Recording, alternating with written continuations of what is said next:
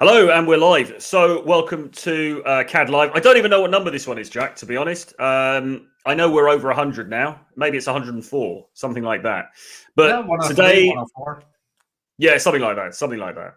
But today we're talking about the art and the power of making bold moves. Bold moves. So very exciting stuff ahead. And you're a man who makes bold moves, aren't you? Yeah, I am, actually. I'm very proud to say that in my small YouTube career. I just, with the whole narration thing, take that for example. What I did, because I had a show with John, and he said, I kind of like your voice. Yeah, John from Modern Life Dating. He's like, I like your voice. Do you do narration? I'm like, oh, he said, give it a try. So I looked at the Manosphere content creators, and I looked at the guys who didn't have an audiobook. So I just started narrating the intro, and I emailed them. Like, hey, I narrated the intro from your book, and I saw you didn't have an audio version. What do you think of this one? And that's how the Gendernomics audiobook came to be.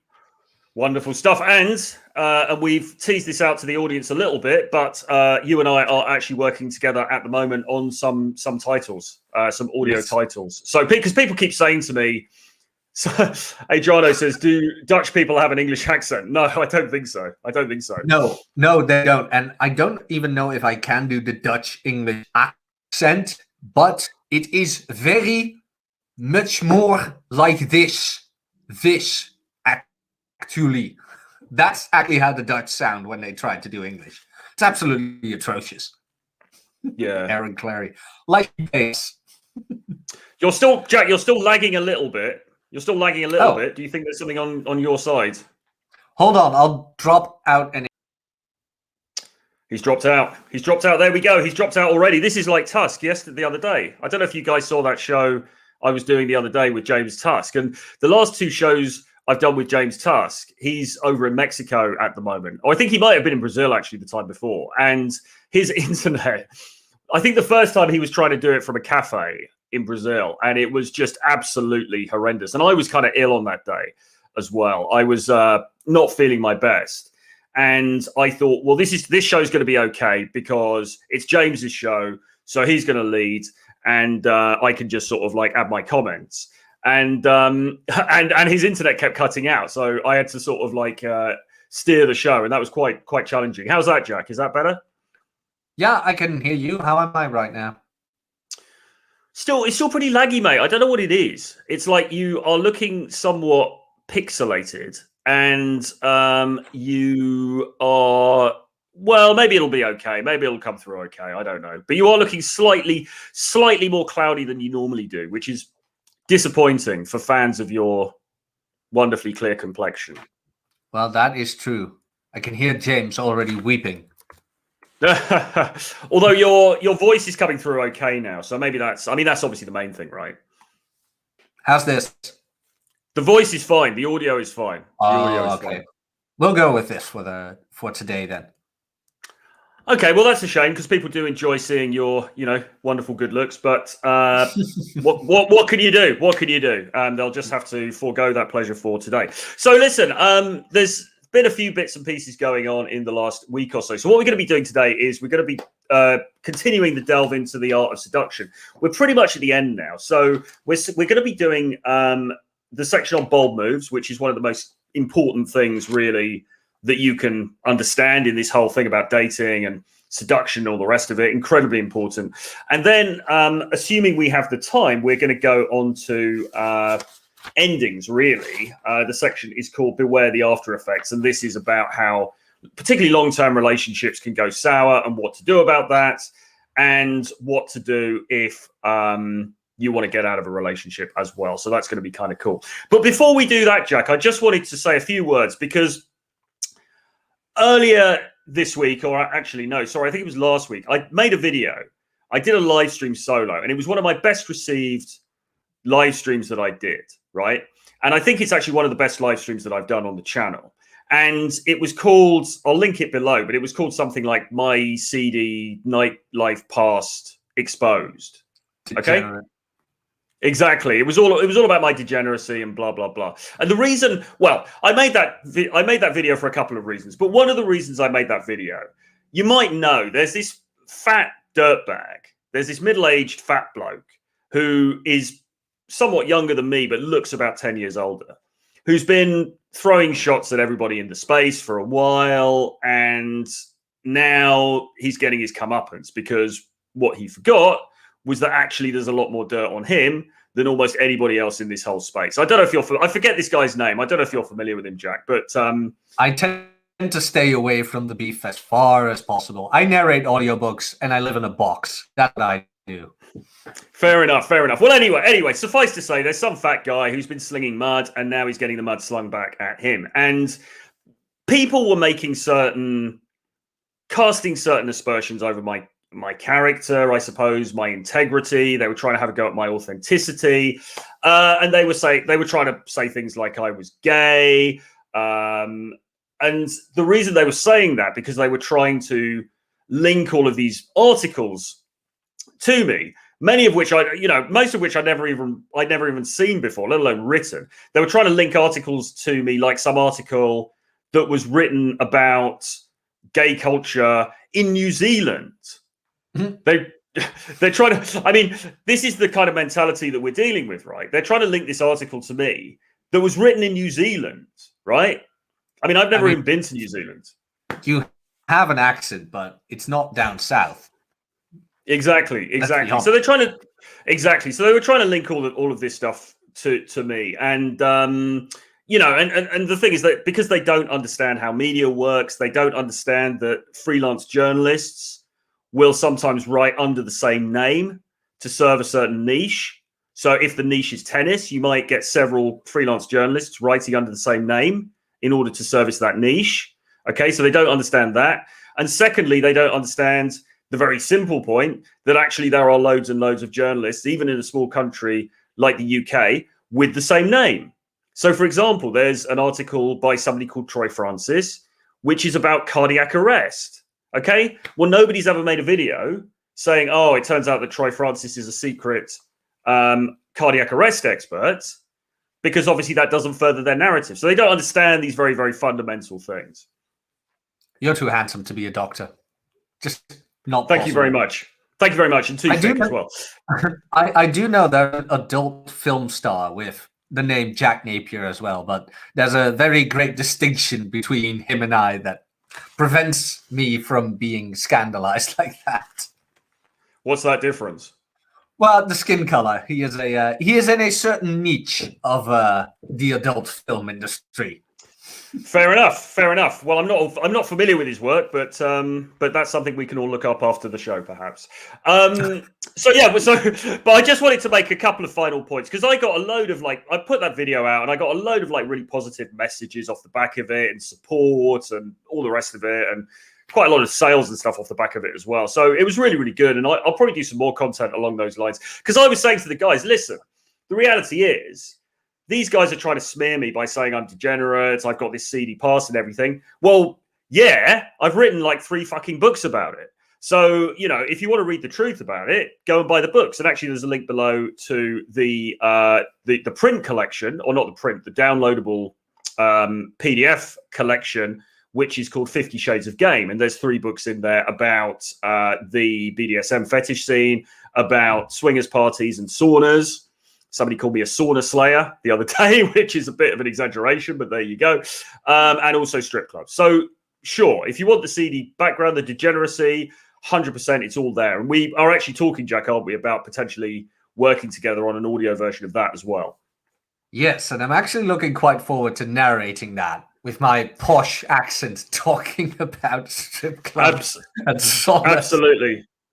Absolutely. There's a lot of fun stuff in there for sure. So I think we're going to have a good time working on that. But the other thing they did as well, right? The other thing that these dirtbags did is they find some picture of some old social media account of me with some bird, from some young lady, I should say, from years ago, probably a decade ago or something like this. They find a picture of me with some bird, and God bless her, perhaps not the best looking. I'm not, she perhaps not aesthetically the most, beautiful looking, although, slim, in shape, which is so a perhaps butterface. more.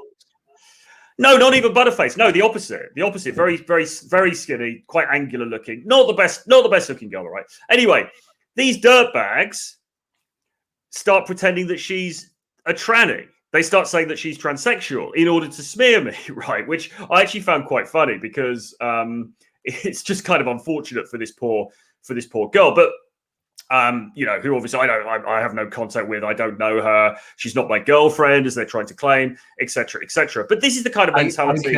I can vouch for that, by the way. That was not his girlfriend. Thank you very much, Jack. Well, for the quite simple point that my girlfriend, or the girl who I have been seeing for some time, has a somewhat darker skin tone, let's say, than the girl that they're trying to say is my girlfriend. And you can verify that by looking at my Instagram, because you'll see a picture of her, not showing her face, but you will see a picture of her from last October, I think it was. So obviously they're spreading all this lies, they're spreading all this BS and everything else. And it's ironic. It's ironic because now we've seen the receipts and we know that the fat guy is actually partial to women with a little bit extra himself. We've actually, and this has been corroborated elsewhere. Okay, so that it's kind of like you've got to look at who's throwing these missiles at you, because usually it's to do with projection. And now, surprise, surprise, we see that the fat dude, he's not impartial to those of the trans persuasion.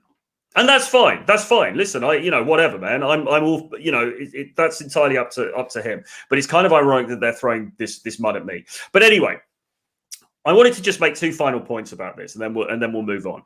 The first one is that they're trying to say that, Troy wrote all these articles, therefore he's homosexual, blah, blah, blah. And they get a photograph of me next to some celebrity who apparently may be gay, and they say this is evidence that I'm gay. Well, obviously, for a start, I'm not gay. Because if I was gay, I wouldn't have written 11 books about dating women, because that would just be fucking insane. And I also certainly wouldn't have a YouTube channel about this stuff, because, to be frank, there are better ways to make money than talking about men's dating. Okay, so that's the first thing.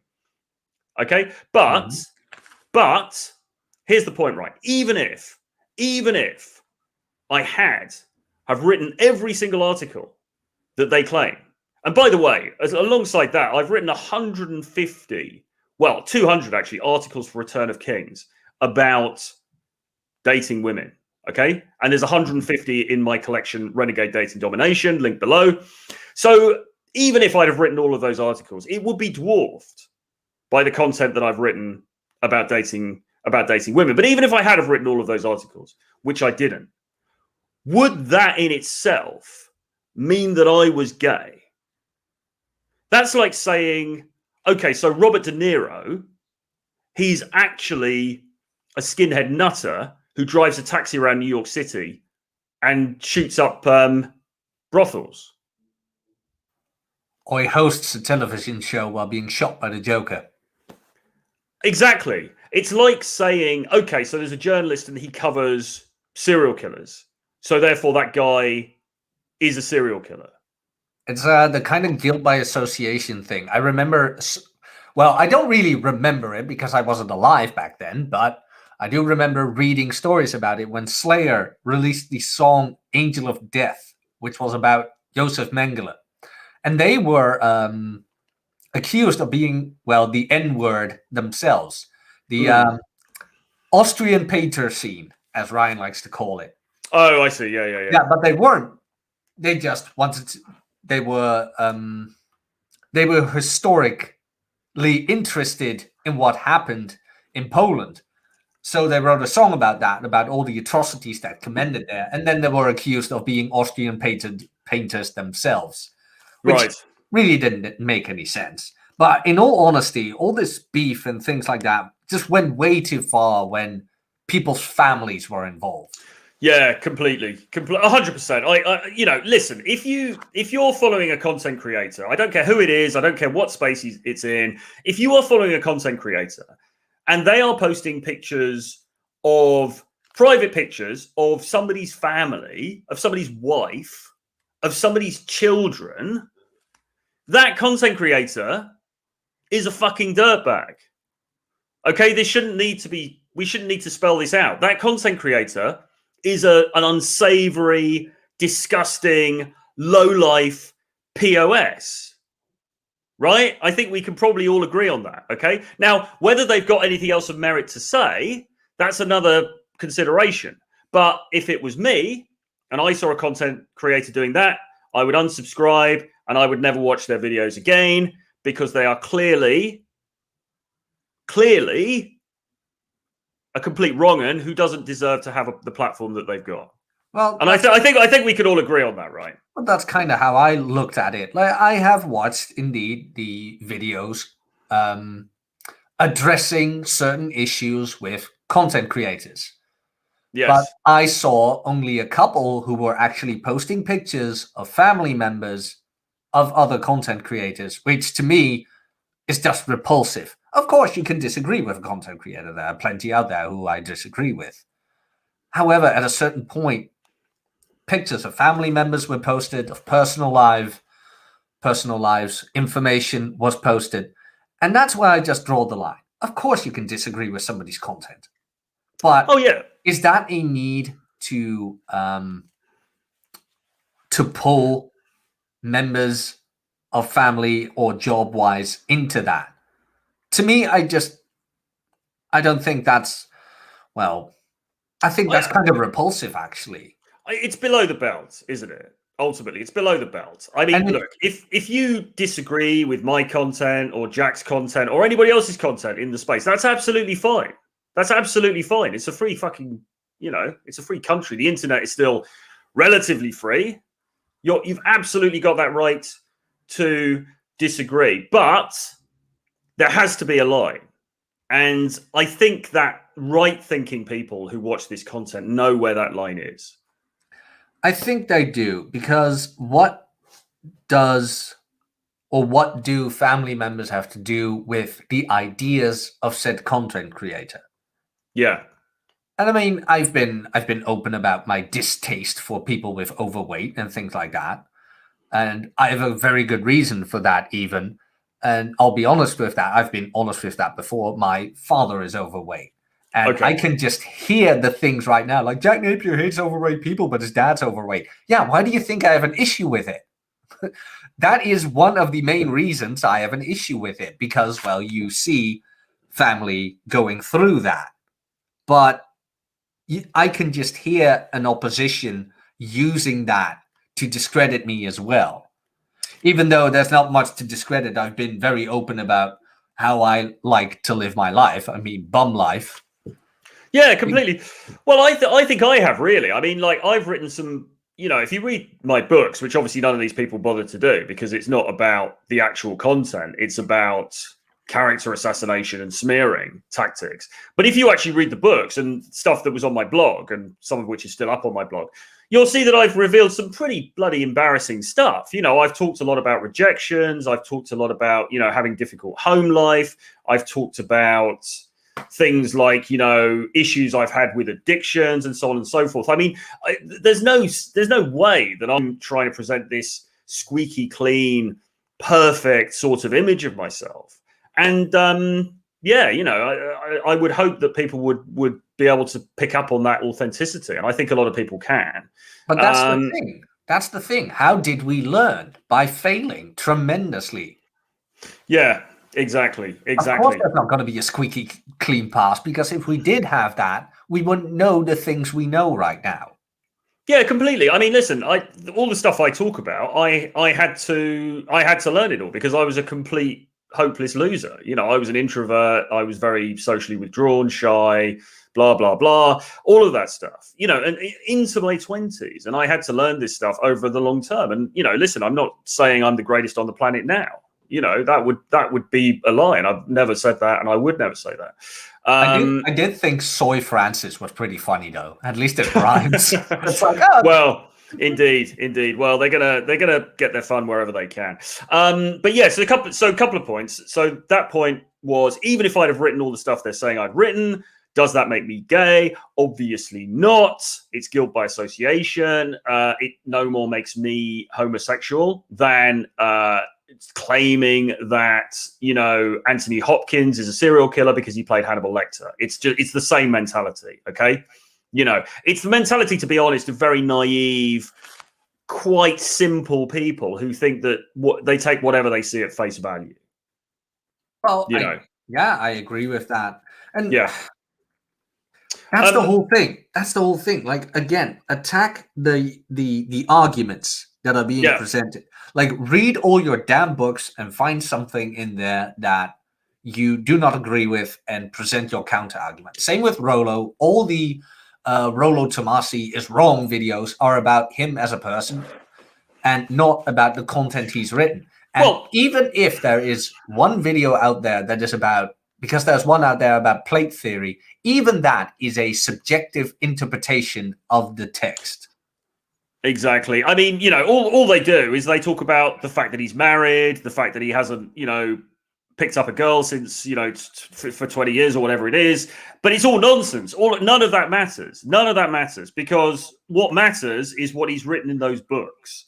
What matters is what he's contributed as a thinker in this space. And I've said before on this channel, I believe I'm one of the best writers about game currently working in this space. I'm not putting myself up against Rollo there, because that's a slightly different niche. But, you know, I think my game writing is amongst the best that there is currently and probably ever has been. And, you know, there's plenty more of that to come. So, you know, we've all got our strengths, right? And you should be looking at the work, not the person.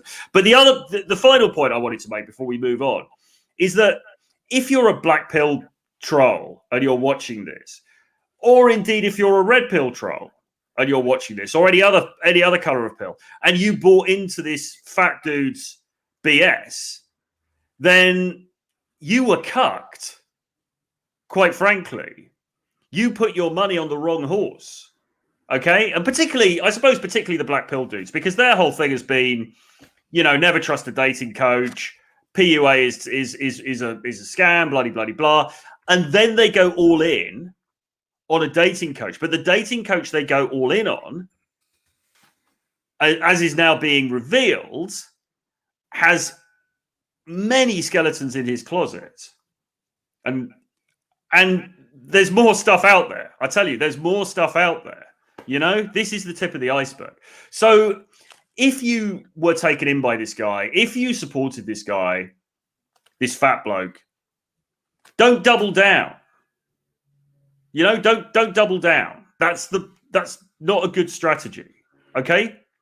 All you have to do, admit you were wrong, apologize publicly, and then delete your channel. That is the dignified thing to do at this point, because you were cucked. You've been made to look like a fool. Everybody can see it. Your own supporters can see it. Even people on the same side as you can see it. And this thing isn't getting any better. This thing really isn't getting any better. So, as I say, admit you were wrong, apologize, delete your channel, go back to normal life, and maybe you come out of it with a shred of dignity. And that's it. Rant's over. End of rant. Rant's over. Okay. Everyone can skip that bit. Everyone can skip the first 23 minutes of this. Who's not interested in that stuff. But listen, I think some of these things need to be said sometimes, right? Well, you're not wrong. There's always, how do I phrase that? Because, to be honest, I really want to stay out of this. I mean, I have an opinion about certain tactics that have been used and things like that, of course. Yeah. And I mean, I'm working together with you, so that would be stating the obvious here. Yeah. But it's just people. This space was meant to swap notes and to get guys further into the direction of their life they wanted to go. Yeah. And here we are at TN. No, what's that horrible channel's name again? TLC. Yeah. And now we're at TLC level. I mean, people, can we get a grip? Can we get a grip? This is high school all over again. No, it's pathetic and it needs to stop, and it's just not productive. That's what it comes down to ultimately. It's not helping anybody. It's not helping the audience. It's not helping the individuals involved. It's pathetic, and it's not moving things forward in a positive direction, and that's what we need to be doing. Yeah, at least that's what I like to focus on the most. Exactly. And Ian says the only pill that matters is the green pill, which is absolutely true. And with that, we should now get on to the art of seduction, because that's what we're really here for. So yeah, Master, you could try the camera again, Jack, to see if you can come back in. Let's see if that works. How's this? Seems okay. People can see my pretty braces. Exactly. I do want to point one last thing out, by the way. I will guarantee you, if there's ever criticism of me, Jack Napier's braces, look at him. Yeah, oh my God, Jack Napier wants to have good dental care. Oh my God, how dare he? the thing is, right, I mean, this is the other thing with the whole self-help space, because they say, as a content creator, you don't have to be a million miles away in front of everybody else. I mean, yeah, obviously that's great, but you don't have to be. Even if you're a couple of steps ahead, that's still valid. You've still got experience that you can share. So you don't have to have, for example, just plucking a completely random example out of the air, slept with 1,400 women in order to be able to talk about dating, right? It's not necessary, okay? All you need to be is slightly better than somebody else, and they can learn something from you, okay? And listen, nobody's content is for everyone, right? My content's not for everyone. Your content's not for everyone. Tusk's content isn't for everyone. Like it's like, but the internet is a big place. I mean, we're not eating each other's lunch here, okay? There are people who like my stuff. There are people who hate my stuff. Fine, whatever. Who cares, okay? Mm-hmm. And that, if you don't want to watch, don't watch. It's kind of as simple as that, really. David S. Brace is fine, but what's under the cap? Well, there's a long string of hair there that is at that horrible length where you can't wear it without a cap because it's not long enough, and it's too short that it looks like shit. So it's in that in-between length. I'm growing it out again, but, well, we have to wait and see. He's going for the Rollo cut. He's going for the Rollo Tomasi cut. So yeah. So listen, anyway, Master the Art of the Bold Move. This is chapter 23. And I think this is like another one of these really, really key chapters here. Okay, so let's have a look at the intro. It says, a moment has arrived. Your victim. God, here we go. Your victim clearly desires you, but is not ready to admit it openly, let alone act on it. This is the time to throw aside chivalry, kindness, and coquetry, and to overwhelm with a bold move. Don't give the victim time to consider the consequences, create conflict, stir up tension, so that the bold move comes as a great release. Showing hesitation or awkwardness means that you are thinking of yourself as opposed to being overwhelmed by the victim's charms. Never hold back or meet the target halfway under the belief that you're being correct and considerate. You must be seductive now, not political. One person must go on the offense, and it is you. Stirring words. Well, I tend to agree. A lot of guys miss out on, let's say, a second date or even an SNL, which means same night lay, by not making. Degenerate. I know. I'm used to it, actually. I'm sorry. I'm a filthy heathen. But by not making a move, and you don't have to be extreme in it, but making a bold move could be verbally, which is one of my preferred bold moves. So let's say I'm on a date and I've been talking to this girl back and forth all the while. She's showing interest and blah, blah, blah. Then out of nowhere, I just go, oh, do you always sit so far away from guys you like? Or, hey, why not come and sit with me kind of thing? And it's initiating the physical contact verbally, so to say. Now, why do I do that? Because I do take heed to the whole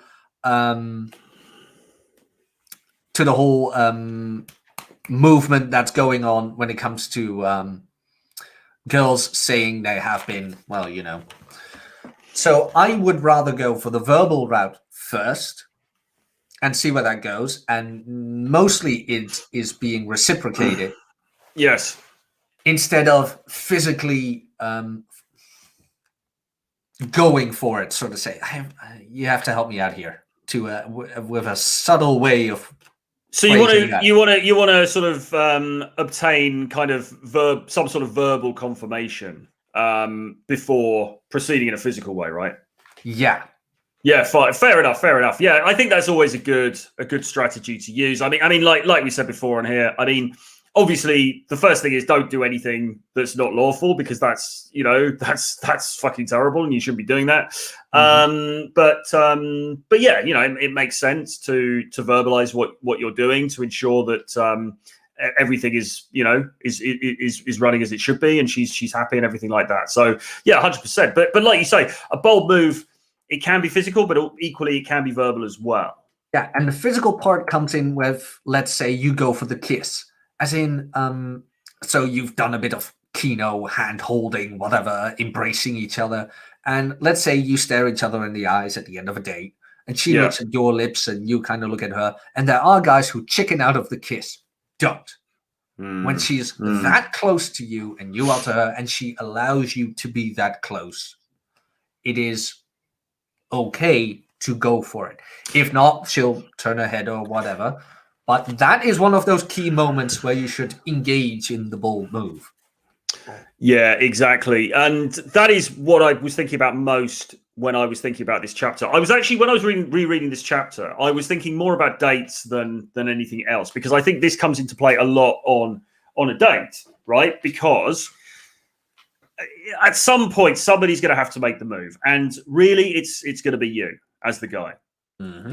In fact, it's incumbent upon you to make that first move. Now, very rarely, maybe she's going to jump on you, whatever, but really, it's your job, and you've got to do it. Okay, and like Jack's saying, you've got to just man up and take that plunge. And sometimes it's a leap of faith. Sometimes it is a leap of faith. You think, well, I'm going to go in for a kiss, and I don't know how this is going to be received, and you've got to be okay with that. And that's why I kind of like the verbal route, because it's teasing in a sense of as well. So you've kind of felt the situation out. You can kind of see where it's going. There's been a connection and blah, blah, blah. And then verbally, you start the initiation of, let's say, the physical contact. Without, I still don't know. I don't want to say forcing yourself, because of course you shouldn't do that. Of course you shouldn't do that. But preventing an awkward physical situation. That Patrick Bateman is an underrated dark triad playboy. Well, absolutely. I think Patrick Bateman, the character in, of course, American Psycho, is one of the great examples of that. I mean, he probably takes things a little bit too far, lads. Let's be honest. But you might want to stare at it. Eat it. You might want to tone it down a little bit. But that's a great example of that's that character type taken to the extreme. Oh yeah, Patrick Bateman is that is a whole different chapter. Yeah, it is. By the way, it's worth saying, Advanced Apathy here says, I need to rewatch it. It's almost a decade, I think. I mean, of course, the book is great. I read the book once many years ago. Not read it since, I don't think. But I think the movie is really, really good. I really like that movie. Although it is slightly different to the book in parts and things. But I just really enjoy it. I think it's really, really well done. So, yeah, definitely. And there's a great song at the end by David Bowie. There's a fantastic song by Bowie on the... As the credits roll at the end. So check it out, guys. I can't remember which one that is. I do know Huey Lewis in the News is in there. And Lionel Richie is being mentioned a couple of times, but I don't know the ending song. Exactly. Being a lady killer doesn't mean literally killing ladies, gents. Yes, I think. I mean, guys, listen. If you come away from this with one lesson today, it's really got to be that. I think for the future of this channel, apart from anything else. But no, of course. I mean, look. Just putting it back. I mean, we're like.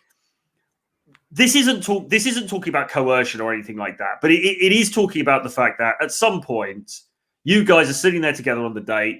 Maybe you've got a good rapport. You've got things are going well. The wine's flowing. Everyone's having a good time.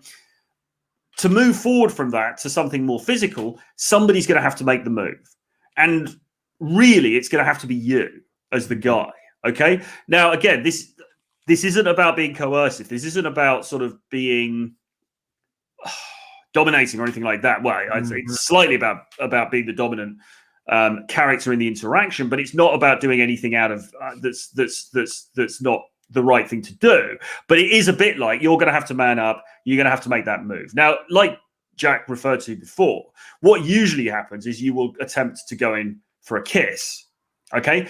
And generally speaking, what's going to happen if she doesn't want to kiss you is she's going to turn the cheek. She's just going to kind of go like that and move her head around. Okay. And to the uninitiated, that can seem almost intolerable. You're like, how? Oh no! What if she turns the cheek? That's, oh god, the world's going to collapse. I'm going to die. I can't possibly deal with that rejection. But what you have to realize, it doesn't matter. It doesn't matter. Okay, this is part of the dance. All right. Maybe she does turn the cheek. Okay, fine, absolutely fine. That's her prerogative to do that. Of course. So you sit back, you smile, and you change the subject. You talk about something else. You talk for a bit longer. You get the vibe going again. Then maybe a bit later, you go in again. You go for the kiss again. Okay.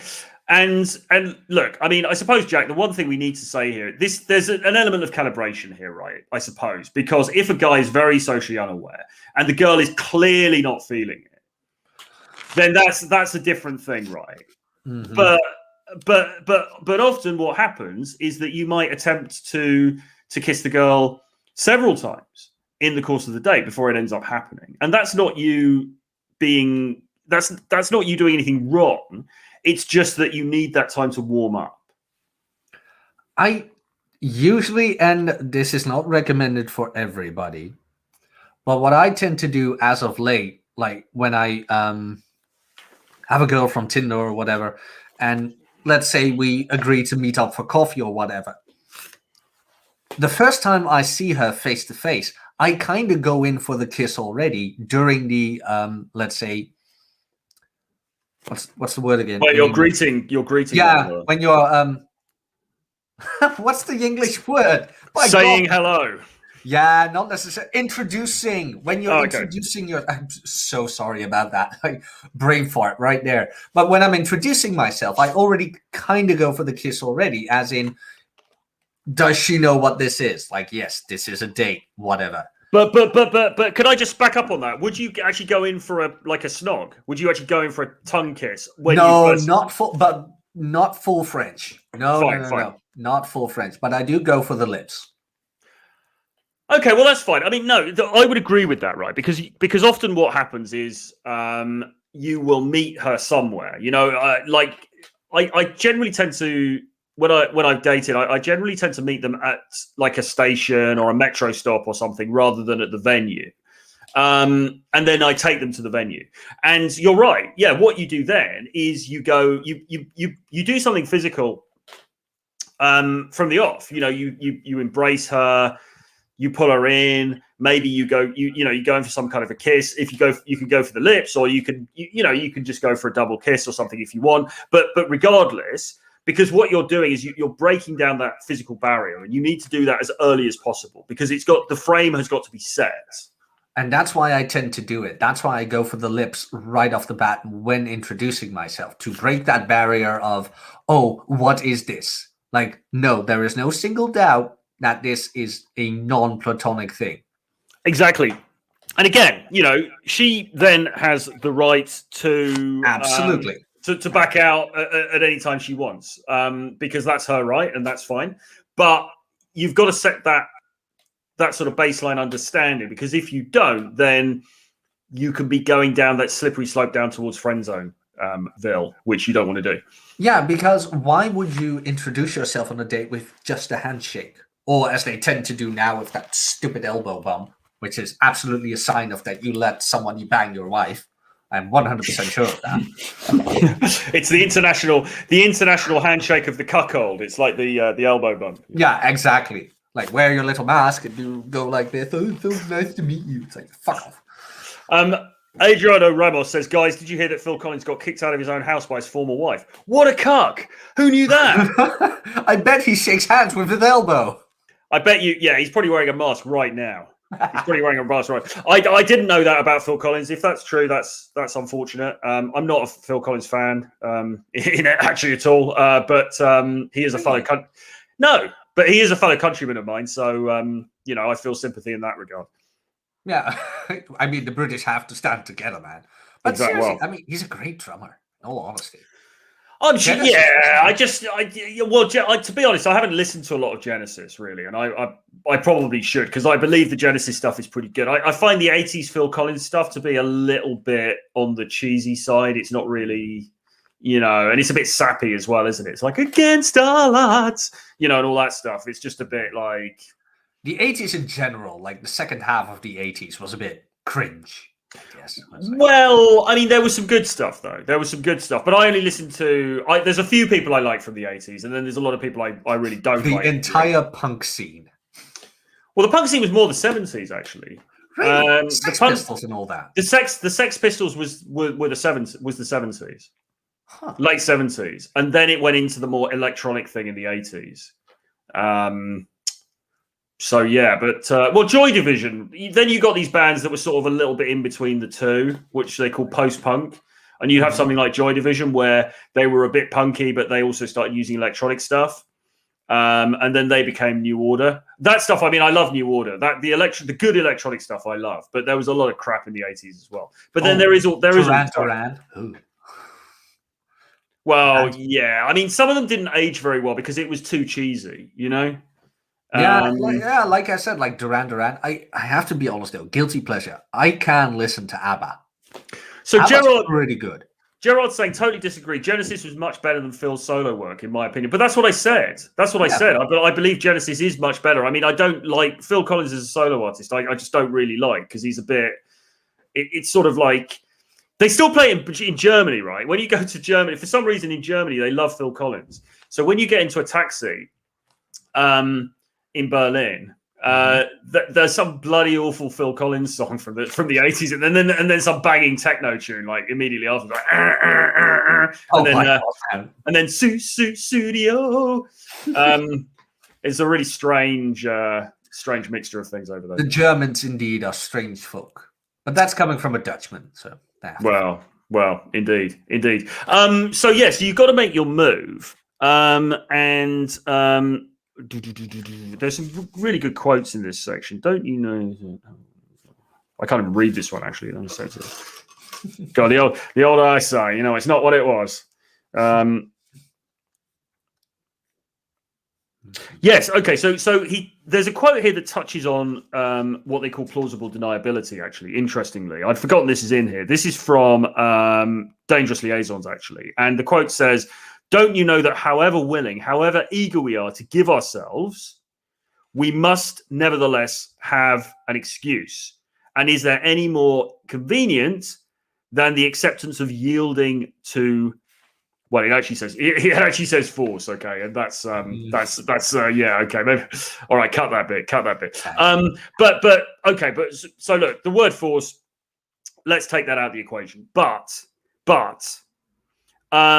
we might say yielding to a more dominant partner, perhaps. And what he's basically saying is, look, somebody's got to make that move, because when the person makes the move, the other person, and it's often usually the guy that makes the move, the other person, the woman, then has this sort of plausible deniability. She can go, I was just swept away by it. I was swept away by the moment. Mm-hmm. And that's really important as well, because women are obviously very sensitive because of slut shaming and all this stuff. Women can be very sensitive about being shamed by other women and by some men, I suppose, for their sexual impulses. And so it's very important for them to not look as though they are the one who's pushing this thing. So you've got to give them that reason. You've got to give them that kind of excuse. Does that make sense? It's the, and I'm not a big fan of it, it's kind of the last minute resistance and the anti-slut defense. But as Ryan put it so greatly in Fook Files, women want to be, well, let's say, promiscuous. They just don't want everybody to know they are promiscuous. And it's your job as the guy to make known that you get that. That's kind of what game is. It's the whole kayfabe thing. Like, we're not sleeping tonight. Who said we were? I'm not that kind of guy. And then 5 minutes later, you're inside of her. And it's like, oh, no, we're totally not sleeping tonight. Oh, I get what you mean. Yeah, exactly. You have to, and this is something, full disclosure, this is something I didn't really understand. This is something I never really understood until I came to sort of learn this stuff and talk to other guys and swapping notes, right? Because when I was like an adolescent, and when I was in my early 20s, I had this thing. I don't know about you. I had this thing where you would kind of just go along and talk to girls and sort of hope something would happen. That was the strategy. It's like, I'm kind of, all right, I'm going to talk to this girl, be friendly to her, and maybe magically something's going to happen. And what I learned over the years was that that's the wrong strategy. You have to be the one who is moving this thing forward. You have to be leads the interaction. Yes, you are the one who leads the interaction. Otherwise, nothing's going to happen. And this happened to me. This happened to me a few times. I mean, I remember at school, actually, there was, sometimes how, at school you would get girls who sort of fancied you, or there was like that frisson, it's like, oh, she likes him, he likes her, blah, blah, blah. Oh, God, yes. Would you please tell her I like her? It's like, yeah. Well, I remember one time there was a very attractive girl, actually, who was in the school orchestra, played the cello, I think. And she kind of liked me, she was looking at me, she was smiling at me, you could sort of tell. And I fancied her. I mean, I thought she was really nice, she's really, really nice. But because I was an idiot, or because I was, just didn't know what the hell I was doing.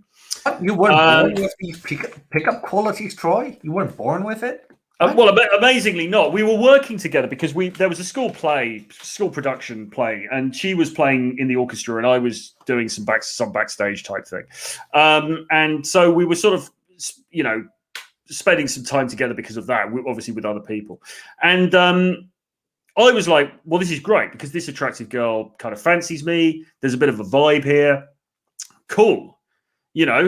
Maybe something's going to happen. But of course, I didn't understand that if anything was going to happen, I was going to have to be the one to move it forward. And I remember there was a dance, like a disco or dance for the final night of the play, I think, to sort of celebrate the ending of the play that we'd been doing.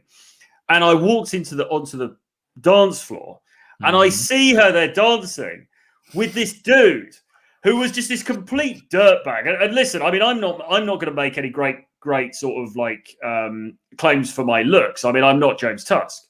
I'm not Jack Napier, but I'm all right. I'm all right. And you're at least a 5. What was it? Thank you. Like that? Yeah. I'm probably a 4. But a good 4. And even I was thinking, well, hang on a minute. I am objectively better looking than this bloke.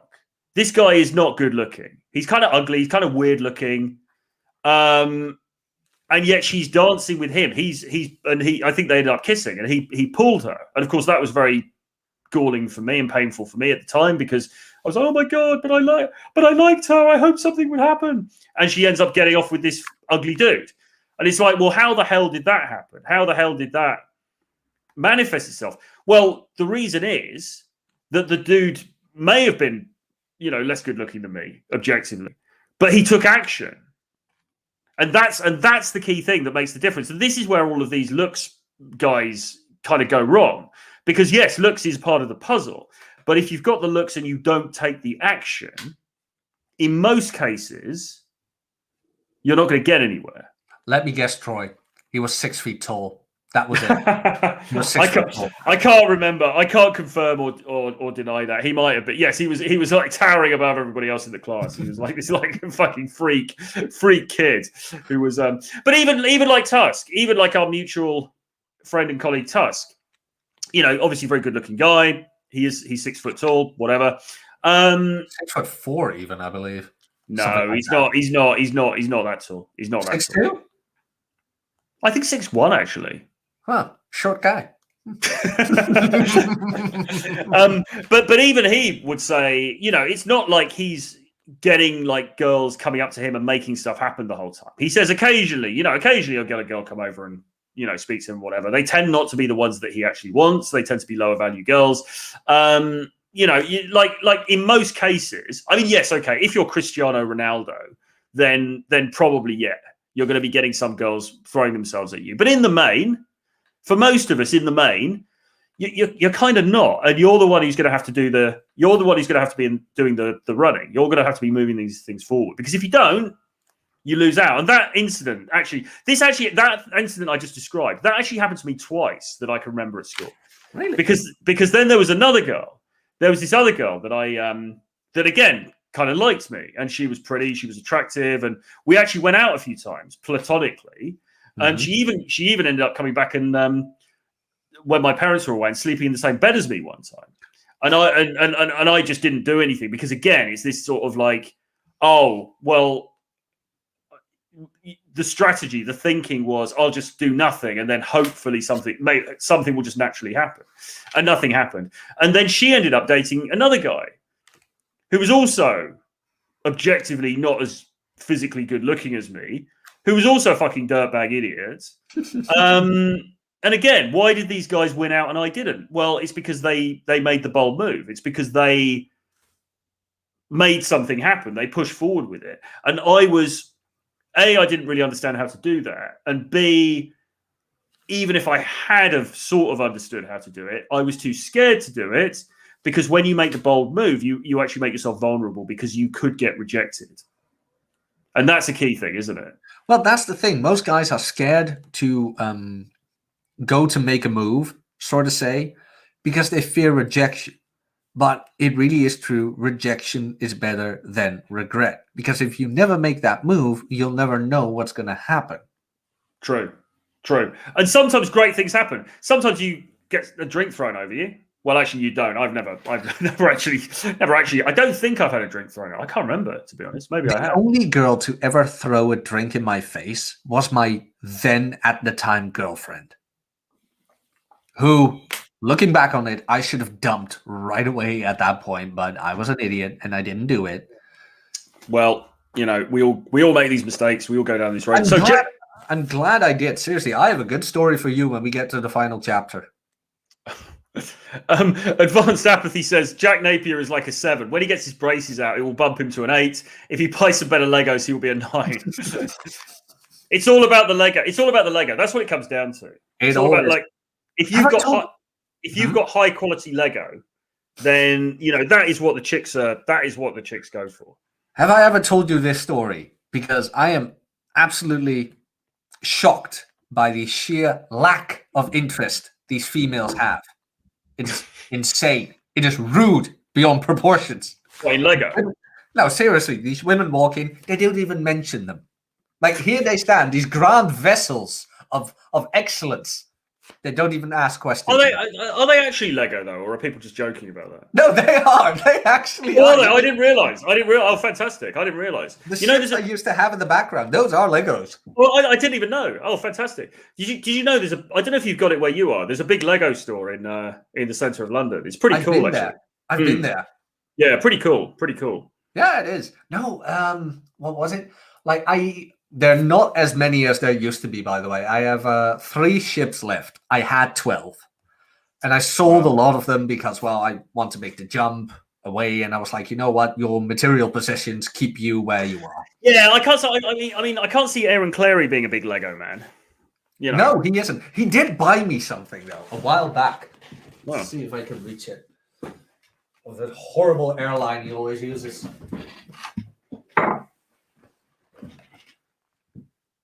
His favorite airline. He bought me this. Very Send good. it in the mail. Well, that aside, we've got there's a couple of quite good comments here. So JD says, during my last year of sixth form, I dropped 6 stone. I was a known quantity, fat, nice guy. The women who wrote me off started opening me in conversations.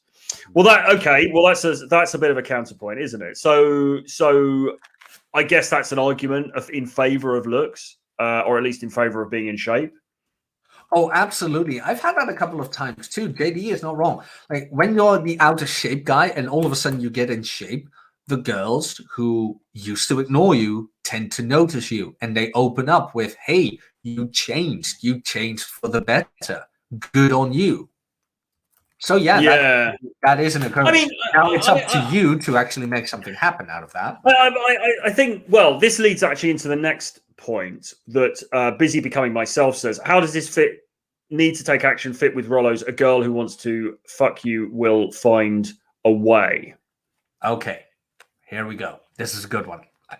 May I? Yes, do you want please. to ask this one? No, go for it. The thing is, a girl needs to know she wants to fuck you, as in there needs to be an interaction. Physically, she might probably already know, but you have to lead that interaction as well. Girls are not as direct as men are. There are rare occasions where they are, and I have had this on Tinder, things like that. But let's say you make that approach, and there's that weird difference between attraction and arousal. And I don't know which one is which per se right now at the moment. But when she is attracted to you, oh, I do know the difference, by the way. When she is attracted to you and you like arouse her as well, she will make it happen. Seriously, when you ask her out on a date at that point, she doesn't care who her parents are, if her dog died or if her friend's family burning down right now. She will make it happen. If you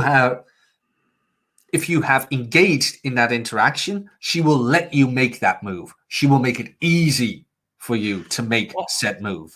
Yeah, that's how I interpret this. What Rollo's saying here, because I think it's a bit more like you're saying, they're going to make it easy for you, right? Because otherwise, if she's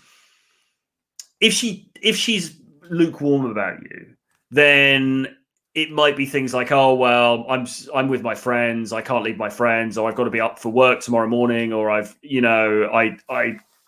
got to do X, Y, and Z, and so I can't meet you, blah, blah, blah. If she's really, into you, all of those excuses will melt away and she'll just be there. But that doesn't mean that you have to do nothing. Exactly. I think that's the difference. I think you still have to show her that open door, if you like. You have to show up.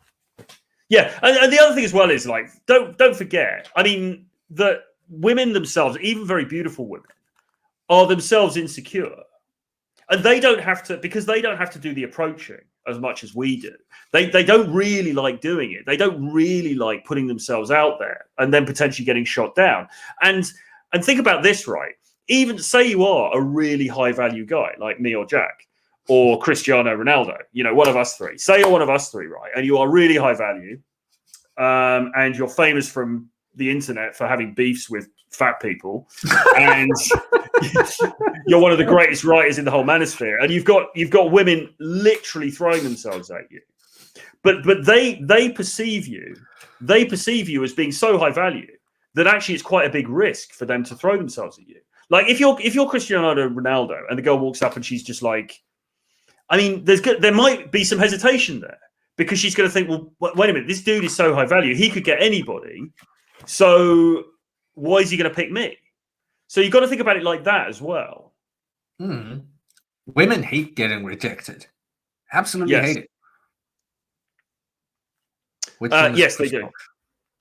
JD says, I wasn't making a counterpoint about the weight, just an observation. I still had to make the effort. They were far more receptive. Yeah, well, look, I mean, sure. I mean, you've got to max out. You've always got to max out your looks, right? I mean, I don't think anyone's arguing with that. You've got to work on the way that you look, the way you present, all that kind of stuff, for sure. It's going to make things easier. I mean, if you are overweight or your style is rubbish or you've got a neck beard or something like that, you're fighting with one hand tied behind your back. And why would you do that? You may as well max yourself out on all of the levels that you possibly can. Absolutely. But because that's the thing. The work never ends. You cannot walk up as a Cheeto dust covered neckbeard to a fitness model, expecting her to say, oh wow, you're absolutely my dream guy.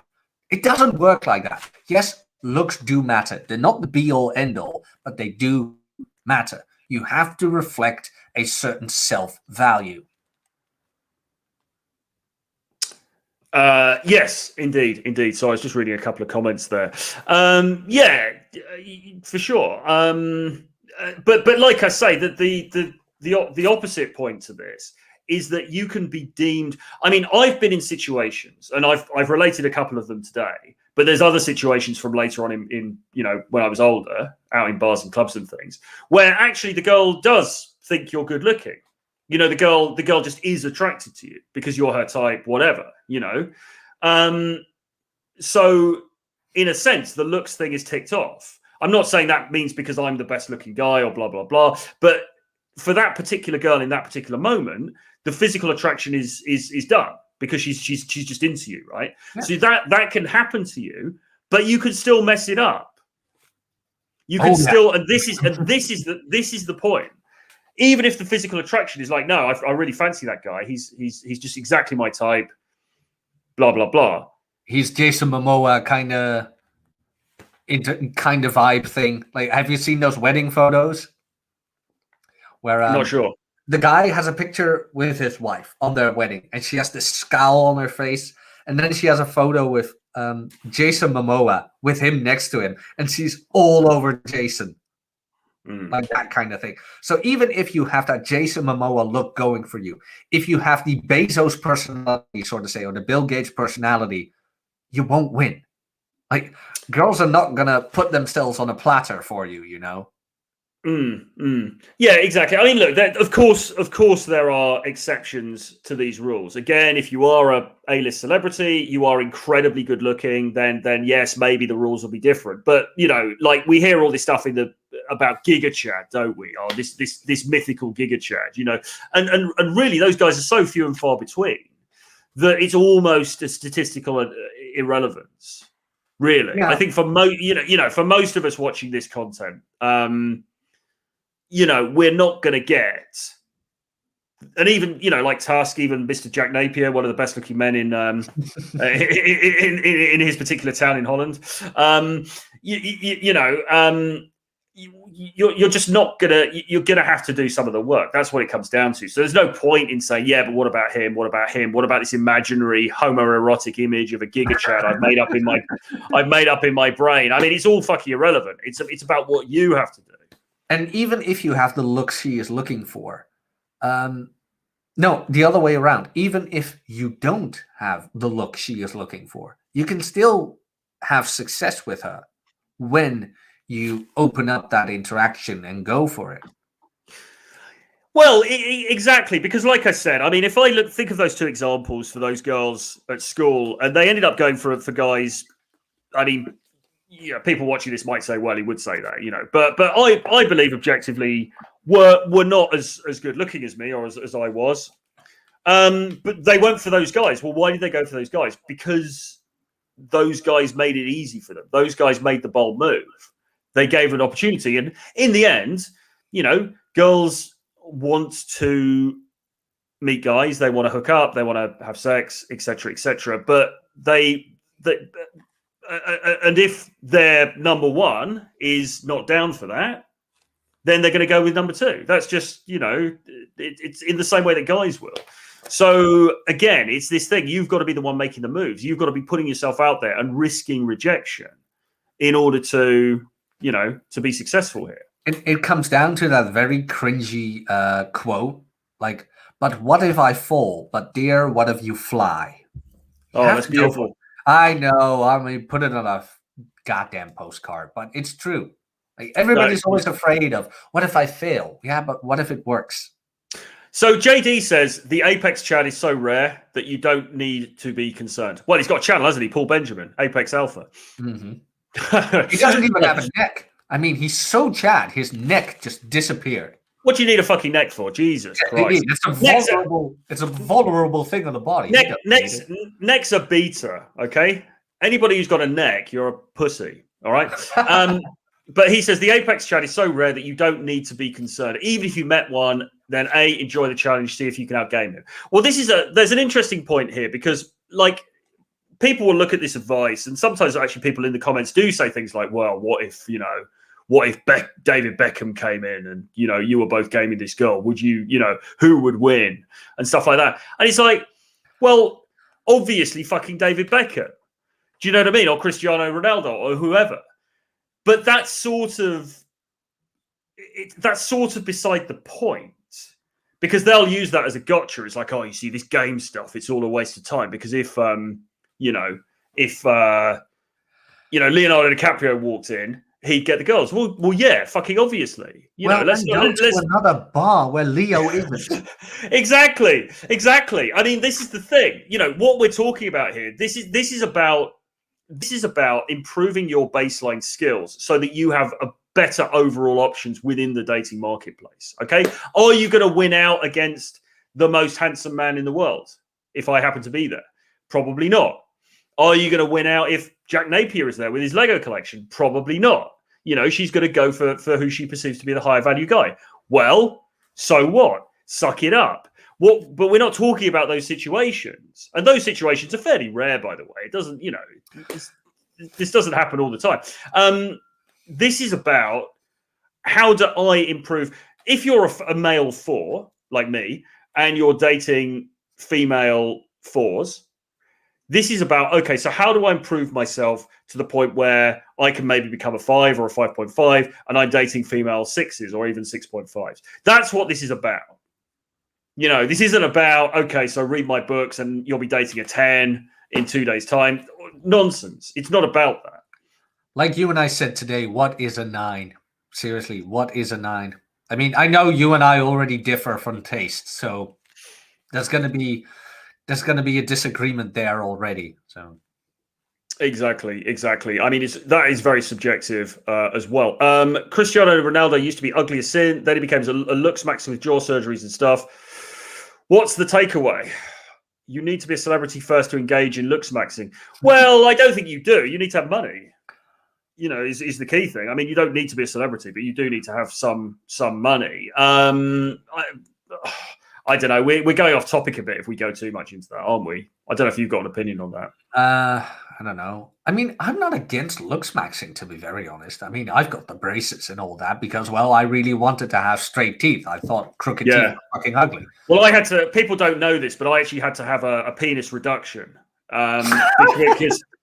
because it was just too damn big, and I was sensitive about it. It was causing me issues. When I was wearing tight trousers, the girls in the club would be looking at my package, and I felt objectified. And so, I made that decision to have plastic surgery to have it reduced. And, now I'm a lot happier with myself. So, we all do these things, right? Yeah, I can imagine. You remind me of a friend of mine who pulled that prank on me. God damn it, man. Seriously, high school prank. He walked up to me all enthusiastic in the morning. He's like, Jack, I finally know how I can get a 5-meter penis. I'm like, okay, how? I take off 2. Like, Exactly. Yeah, I don't know. I've got nothing particularly against looks maxing, to be honest. I mean, if you've got the money, I mean, I know people who've had various procedures done.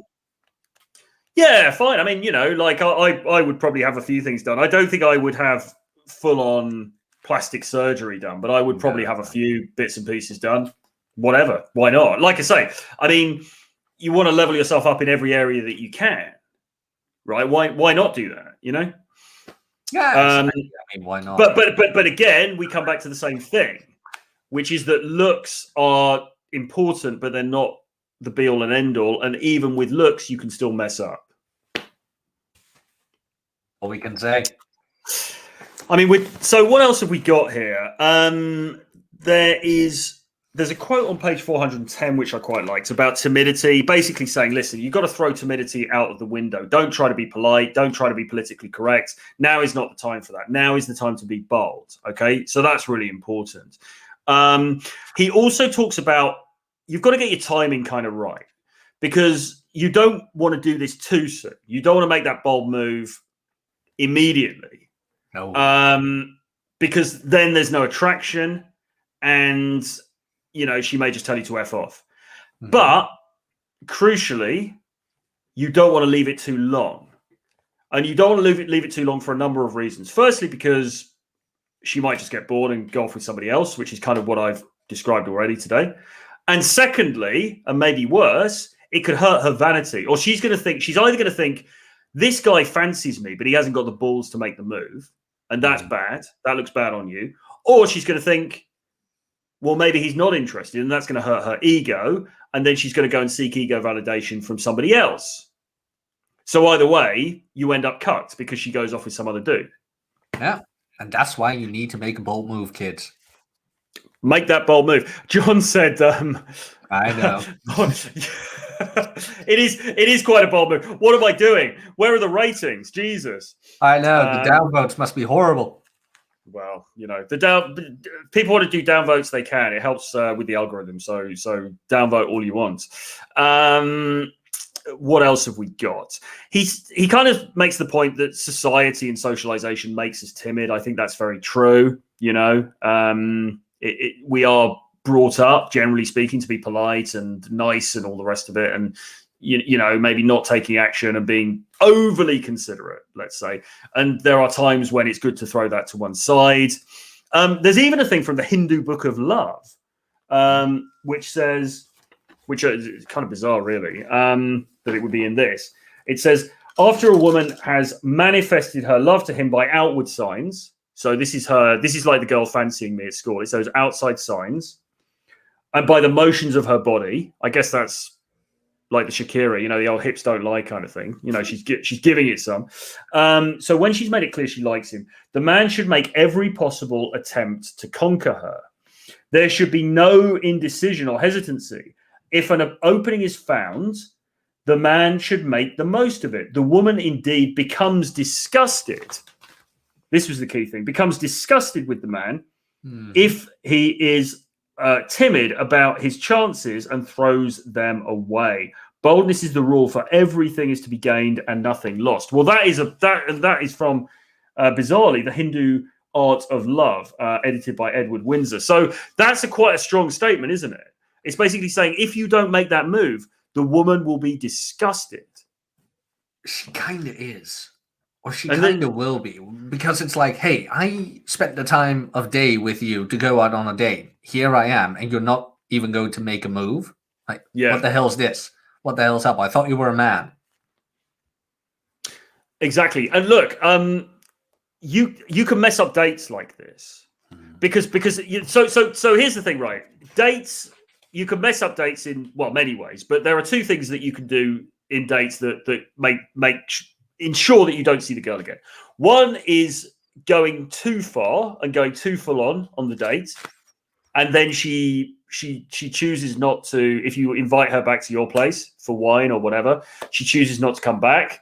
There is a chance that you're not going to see that girl again because you've taken, if you're making out with her and she's all over you in the bar, but then for some reason she chooses not to go back, then there's a chance she's not going to see you again because she's going to think, well, if I see him again, he's going to expect me to sleep with him. And that puts her in that vulnerable, position that she doesn't want to be in. But equally, you can go on the date and you can fail to pull the trigger when there was the opportunity to pull the trigger, and you may never see her again.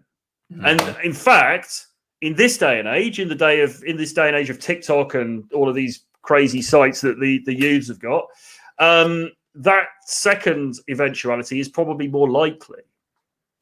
Probably is, because if you won't, some other guy will. That was one of the biggest motivations for me to go into the degeneracy way of life, so to say. I was like, if I'm not going to do it, somebody else will. So why shouldn't I do it? Why should I reject these degenerate nights with strange women when somebody else would do it for me if I don't? I was like, no, I want to enjoy that. I'm going to enjoy exactly. that. John says, when a girl sees you, try to muster up the courage to approach her and then bitch out, you're dead to her. Absolutely. Absolutely.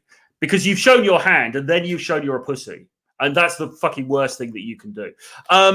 Also, as well, what have you said in the chat here? So we were just talking about privately if we're going to do the next chapter or not now, and we're not, because actually I've got to go into another meeting in a few minutes, and Jack's got a life, so he's probably got some other stuff to do. Surprisingly, I've got some ships to build. Jack's got some Lego ships to build, so But I was thinking of doing some t-shirts, doing a line of t-shirts with Degenerate written on them. So if anyone's up for that, put a 1 in the chat. If you'd like a Troy Francis limited edition Degenerate t-shirt, then stick a 1 in the chat, and we will see about. Jack Napier. I've got 1 customer. All right, it's $500. Never mind that, -1. But I might do some. I might look at doing some merch, and we might do a Degenerate T-shirt, which I think would be quite exciting. Okay, cool. Well, look, as I say, we've got to finish in a second. I think that's really about it, isn't it? Yeah, that was kind of the last quote I wanted to highlight. The symbol is the summer storm, because it's like, yeah, it's kind of quiet and warm, and then the storm comes unexpectedly, which is cool. And he says there's no reversal to this. There's no, you've always got to be prepared to make that bold move. Oh yeah, it says here, if two people come together by mutual consent, which is important, there is no reversal. Yes. I mean, yeah, done. exactly. Well, somebody, put it this way, somebody has got to make the bold move. And in 99.9% of cases, that somebody is going to be you, because you're the guy, and therefore it's incumbent upon you to make that move. Okay, right, let's finish now. So, Jack, what you got coming up? Where can they find you, etc.? Let's see. I posted a new video this week on my channel called The Philosophy of Working Out. And I'm going to be live Friday night, 10 p.m.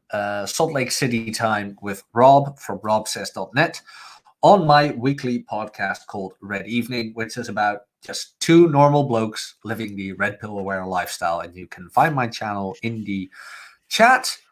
And let's see, you know what? Well, let's filthy shill that one too. Where are you? The Gendernomics audiobook, written by Carl from Black Label Logic and narrated by yours truly. And there it is. Fantastic. So grab those, and obviously do go and subscribe to grab the book, the audiobook, and do go and subscribe to Jack's channel. As far as I'm concerned, the key announcement that I've got, actually, and I have to do this one now, is I am doing an in-person training weekend with James Tusk in London from Thursday the 20th of May to Sunday the 23rd of May. It's going to be 20 hours worth of training. 2-to-1 ratio per instructor, so it's myself and James Tusk. There will be some socializing going on, optional, of course. We've only got 2 places remaining. We're only taking on 4 guys. We've got 2 places remaining. The cost is $19.79 Great British pounds, but for that, as I say, you get 20 hours worth of training with 2 of the most prominent British degenerates in the entire world, let's say, or certainly in the world of YouTube. So yeah, if you're interested in that, just drop me an email, troy@realtroyfrancis.com, and we can discuss details. If you need some help with payment plan or something like that, we can discuss that. But do apply soon, because those 2 places will go very quickly. Okay. As I say, the dates are Thursday, the 20th of May to Sunday, the 23rd of May in London. It's going to be awesome. Everything's going to be open. Weather should be great. It's going to be a good time. So come and join me and Tusk live. And with that, I think we're at the end now, aren't we? Thanks everyone for tuning in. Hit the like. Hit the like. Subscribe to the channel. Subscribe to Jack's channel. Subscribe to John Modern Life Dating's channel. Great to see everybody on here in the chat. Thank you very much for tuning in. Thank you to the replay warriors who are watching this at a later date. And we will see you again very soon.